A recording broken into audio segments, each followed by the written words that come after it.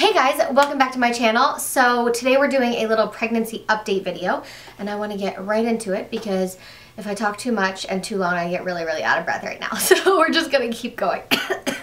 So this is kind of not an emergency update, but this is not my normal like Friday video. I'm uploading this earlier for you guys because I really want to keep you guys up to date, and now I feel like I have to update you sooner than I was originally planning to. So last week I was 33 weeks pregnant. You're seeing this when I am, I think, 34 weeks and 1 day. On Monday is when you'll be seeing this.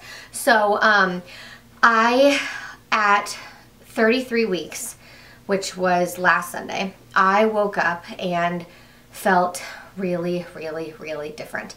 And I just started, I was feeling horrible. So the week before that, so I was 33 weeks a week ago. The Thursday before that, I noticed kind of a change in what was happening down there. And I messaged my midwife because I didn't feel like it was urgent. So I messaged her and I just said, this is what's happening. I wanted to like keep you updated, blah, blah. She messaged me back right away and she was like, I want you to come in. We have an appointment in 20 minutes. And I was like, okay.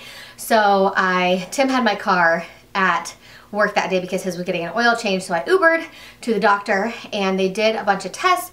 They did a wet prep for a bacterial infection, yeast infection, UTI, checked the proteins in my urine, did a cervical exam to see if I was closed, all of that good stuff.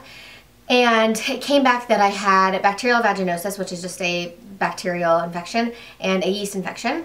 And so they put me on an antibiotic called Flagyl or metronidazole. And I started taking that. Well, that's like every day. You take one pill twice a day, every day for 7 days. I don't like taking antibiotics and I don't like taking medicine in general. So I didn't want to take it, but I obviously took it. I still listen to my doctors and I trust my doctors. It was very safe for baby, so I don't need like anything scary in the comments, you guys. It was safe. I'm off it now. We're fine. But anyway, I had to take that because BV and yeast infections and any infections can cause preterm labor if left untreated. We caught this so early I can't even explain. Like I was asymptomatic. I had no symptoms of any of these. Like had no itching or burning like yeast infection symptoms, no BV symptoms at all. So we caught it really early. And I was using Monistat 7 for the yeast infection. So about a few days into that, so Sunday and Monday, I woke up and I just felt really different and really crappy. I was starting to feel way more short of breath, a lot more tired. I was feeling so much pressure down in that area. Not like she was gonna fall out. I know people say that, but it wasn't that kind of pressure. It was just like a lot of pressure. I don't know how to explain it. I don't know. It was just pressure. So anyway, I was feeling a lot of pressure last week and I just like didn't feel good. And so I ended up, after a few days of that, I ended up calling and just saying, you know, I want to go ahead and see my midwife on Thursday and just go in and like talk to her. So this was now Wednesday morning on Halloween that I called the midwife and I just said, you know, I want to schedule an appointment to see my head midwife tomorrow, Karen. I wasn't supposed to see her until this upcoming week, but I wanted to just go ahead and see her because I was feeling really different. I wanted to make sure everything was okay. The baby, I was feeling like I was running out of room for her. Like I was feeling so much pressure, so much tightness in my stomach, and I'm just like really uncomfortable and really different than I had felt. And so I just wanted to like check in with her.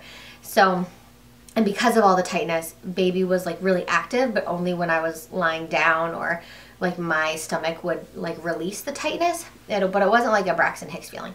So anyway, I call and book that appointment on Wednesday on Halloween, and that's for Thursday morning at 9 a.m. And a couple hours after that, I'm at the grocery store and I'm walking around and I'm like, I have like an aggressive waddle happening and there's like so much pressure and I start getting horrible Braxton Hicks, not painful, just like really bad tightness in my stomach and just like everything kind of contracting and just like wrapping up and just like would not let up. When I get Braxton Hicks, I've had them like a few times. I don't get them a lot. I hadn't had them a lot, but when I get them, they don't, like if I'm not lying down, they don't let up. Like they don't last for just like a few minutes. They just like, my stomach just like stays tight until I lay down or change position or something like that. So Anyway, so at the grocery store, I'm like, okay, I gotta do this fast because it's so uncomfortable. I need to sit down. And part of that, like everything tightening in that area makes you exhausted. Like it wears your back out and it wears just your body out. Your body gets more tired and you feel that like shortness of breath a little bit too. So sorry for like my mouth breathing. I'm so short of breath when I talk for a long period of time. So I'm starting to get those Braxton Hicks, and this is like, what time is this? 11:30 in the morning. And I come home, I lay down for a little bit, I get up, and they start again. And so I lay down, so I'm like up and down and up and down. And around 3 o'clock, they get like really, really, really bad, where I feel like every time I stand up, it feels like there's so much pressure, and she's so low that, not that she's going to fall out. That's not, I know people describe it that way, like it feels like the baby's gonna fall out, but that's not how I would describe it. It just feels like you can't like bend over, or peeing is uncomfortable, or like sitting is uncomfortable because there's so much pressure there that it just like, it feels weird. I don't know, it feels like a lot of pressure. So anyway, they start getting like the Braxton Hicks like really ramp up. They're like, it's like tight everywhere. I can't get it to relax. So I just lay down and I'm like, I'm just gonna stay horizontal for the rest of the night. Like my body is clearly exhausted. I start chugging water. I eat a snack. I know I've already had like 3/4 of a gallon, but I have over a gallon of water that day, and I always mix, like I kind of alternate between water, like 20 ounces of water and 20 ounces of diluted Gatorade to keep my electrolytes up. So I was doing that, and I just laid down, and they were at 3 o'clock they were really bad, at 5 o'clock they were bad, 7, 9. Finally at like 7:45 on Halloween night, I called my sister-in-law, and I just said, because she had really bad Braxton Hicks with her second child. Every night she would have them for like 2 or 3 hours. So I called her and I was just like, when do I need to worry about these? I know I've read that it's like if they're painful, if you're having really bad cramping, if the baby's not moving. Because I'd already had an experience with Braxton Hicks that were like all day long that never let up. And, but nothing else. So it was, the midwife said it was totally fine. And I was talking to Megan and she was just like, is there any pain, like all of those like normal things? And I was like, no, and like it doesn't feel urgent, like it doesn't feel like something bad is like I'm in labor, like something weird is happening. So like, I'm just gonna try to go to bed. So I drink some more water, I lay down to go to bed, and at 2 o'clock, so now I've gone to bed on Halloween night, 2 o'clock in the morning on November 1st, I'm kind of like jolted awake, and I sit straight up in bed because I was gonna go to the bathroom, but I sit up in bed because I am having like the menstrual cramp pain, but unlike any menstrual cramp I've ever felt in my life, like times, probably only about like times 10, not like times a million. It's like times 10 of what a normal, no, times like 8 of what a normal menstrual cramp would feel like. And it wraps all around. It's like a tire around right where my pelvic bone is, or my pubic bone. Pelvic bone? Pubic bone? I don't know, whatever. It wraps like a tire all the way around my back, and the back pain is so bad. It's worse than the menstrual cramping pain. And my whole stomach is so tight. And earlier that night, Megan, my sister-in-law, had told me, download a contraction timer app if you don't already have one. So I downloaded one. I pull it up on my phone really quick, and I hit start.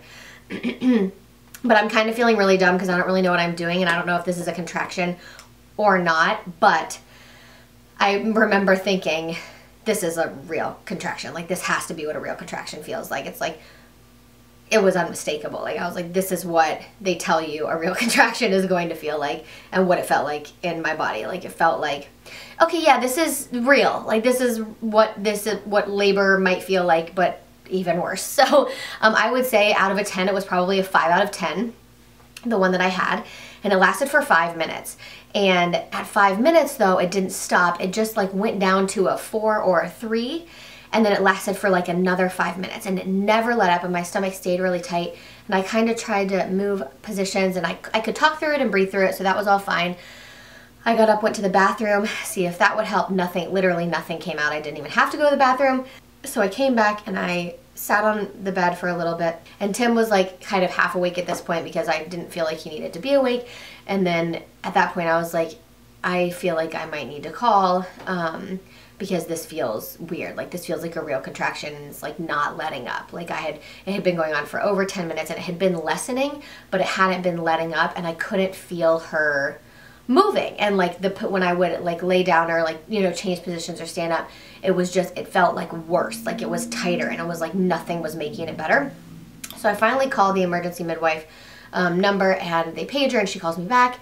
It's like an amazing system we have, by the way. Our clinic is so good. We have this number we can literally call 24 hours a day and somebody will call us back and talk. It's just so great. Not only for first time parents and pregnant women, but for anybody who's pregnant, because it's just, you don't always know what's happening, and I just wanted to talk to them. So called her, and she was like, she said, because you've had like a day of Braxton Hicks that like haven't really let up, and now you're having this real contraction, which this sounds like a very real contraction, and it's like lasting this long, it's not really letting up, like you've drank a lot of water, you've done all the things that we would normally have you do for Braxton Hicks, and you're already being treated for a yeast infection and BV, which can cause this if you have an infection, but I was on my last day of antibiotics. So she was like, we want you to come into the hospital.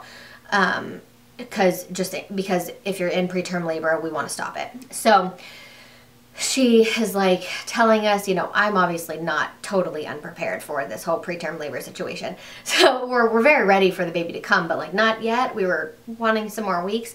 So she's like, we were delivering at this one hospital, but she said, for under 34 weeks, we want you to go to this hospital instead. It's safer if we have to deliver this baby.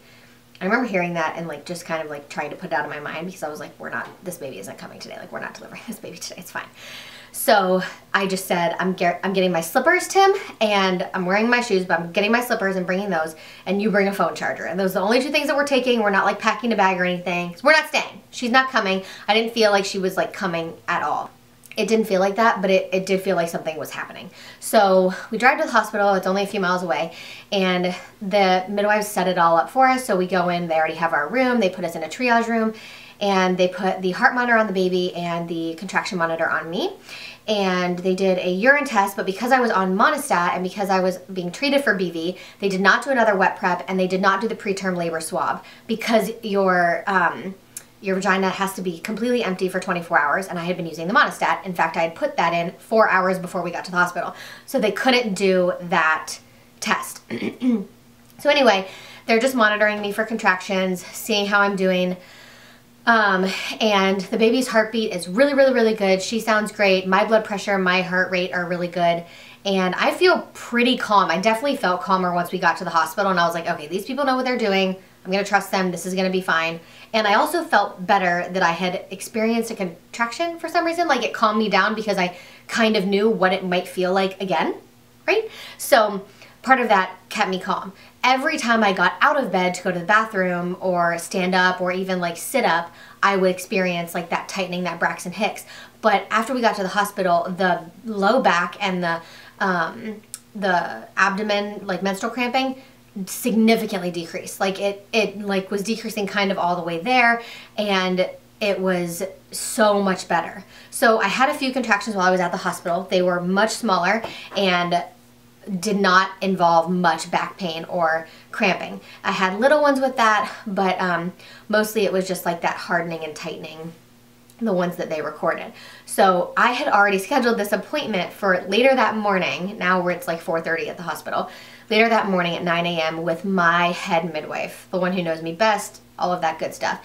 And because I had done the Monistat and I'd been on the thing, they didn't want to do a cervical exam then. They wanted me to do it when I saw Karen at 9 a.m. So because I wasn't having rhythmic or consistent contractions, any signs of preterm labor like stopped, and they said they monitored me for about an hour, little over an hour, and they said, you know, we feel comfortable sending you home. You're definitely fine now. We're gonna send you home, and we want you to go keep that appointment, go see the midwife. She'll do the exam on you, and you guys can make a plan because you have a few more weeks left, and you want to, you know, work to like keep that baby in there. So she'll be able to help you with all that. So we go home. I'm feeling better for sure. Still having like that tightness and that Braxton Hicks when I walk around, but it's a little bit less. So I get in bed and I'm trying to fall back asleep. I sleep for a couple hours, wake up, go see the midwife, and give Karen the rundown, although she already knew it because she had read all the notes before we got there. But I just told her how I'd been feeling, how I'd felt different before this had all happened, how I was feeling now, and she wants to do an exam. So, because she's like, listen, like these are signs of preterm labor at your 33 weeks. 34 weeks is really important for lung development. Babies born after 36 weeks are usually like 37 is considered term, so like that would be even okay. But we want to keep her in there a little longer, so like let's just check it out. So she tells me she's gonna do this exam, and I haven't had one of these before because I'm only 33 weeks. I was only 33 weeks at this point. So she is like, this is what we'll do when you're in labor. These are the kind of checks that we'll do. So you're getting kind of a peek of what that will be like as well. And so she does the check, and she is, you know, hardly up in there, and she can feel her head. And so, and honestly, like, I felt her feel it. I said, because Karen was like, she was like, you know, doing the exam, and I was like, that's her head, isn't it? And Karen was like, mm-hmm. Yep, it is. So then she keeps feeling around, and my cervix is completely closed. So I'm not dilated and nothing is happening. By the way, there's been like no bleeding, no spotting, no leaking of amniotic fluid or water breaking or anything like that. So that's all really, really, really good. And she feels so much better because my cervix is closed. So nothing is actually happening. Whatever contractions I had didn't do anything down there. I'm not dilated, all that good stuff. So then she does say, so she's like talking to me about how she's really reassured, and she's like really glad I'm not in preterm labor. We don't need to like take any drastic measures or anything like that. But she does say, like, your baby is really, really, really low. She's in like really good position for labor and delivery, but it is, I mean, she is like one of the lowest situations at this, like this early. She's very low. And she said, so I do not think we will make it near your due date. And that's like, I didn't feel freaked out. I was like, that's fine. I didn't think we were going to make it there anyway. Just like my own predictions about it. But it was kind of weird because, I don't know, you just like have this due date in mind, and you're like kind of planning for it subconsciously. And in the back of your mind, you know the baby can come anytime, but nobody's really said that to you. So that was kind of what she was saying. She said that she wanted me on like a full self-care 4 days, like through the weekend. So I saw her Thursday. This was through Sunday. So yesterday she said, and it wasn't like on bed rest, but she just said, I don't want you to do a lot. Like, I want you to take baths, take Tylenol if you need it, take naps, sleep, rest a lot, keep your feet up. This baby is your job. Like, you have to like try to calm the body down a little bit was really what we were trying to do. So I updated the fam, my fam and Tim's fam, and Tim, obviously. That's kind of where we are right now. So that was last Thursday. I am now 34 weeks when you're seeing this, 34 weeks in 1 day. The past few days, I have definitely felt, today's Saturday, so that all happened Wednesday really late, Thursday early morning. And the past couple of days, I have felt really exhausted. Like the day after I had had all my Braxton Hicks, so all of kind of November 1st, everything hurt. Like my whole body was like achy and just really, really hurt because of like the tightness and like all the contracting. So I was just in a lot of pain like that. But generally like yesterday and so Friday, Thursday, and then I feel a little bit better this morning, but Thursday and Friday I felt exhausted. Like I felt like I could not walk to the kitchen without being out of breath, without feeling just like all that pressure, all that tightness. And that tightness too, it's not always a Braxton Hicks. It can be just the baby's like pushing up against my belly because she's getting so much bigger. I feel very much out of room. Like I feel she is out of room, and I know that part of that is because the baby, up until I think a week ago, there was more amniotic fluid than baby, and now there's more baby than amniotic fluid, and so there's way less of a cushion, so all her jabs and movements feel a lot stronger, and they definitely hurt more. They hurt more they hurt really for the first time, especially because she always kicks over here on my right side, and it's not in my ribs, it's just like in my right side, and it hurts. but I just feel really, really, really exhausted. Walking around, doing things, talking a lot. I just only have like so much, and then I just burn out and I have to lay down. So like I took a shower yesterday, and I did like my skincare routine. I did a hair mask in the shower, so I was probably standing for about 30 minutes, and I felt like I was going to collapse. So I like took a 30-minute break, laid down, because sitting doesn't even help. I have to like fully lay down.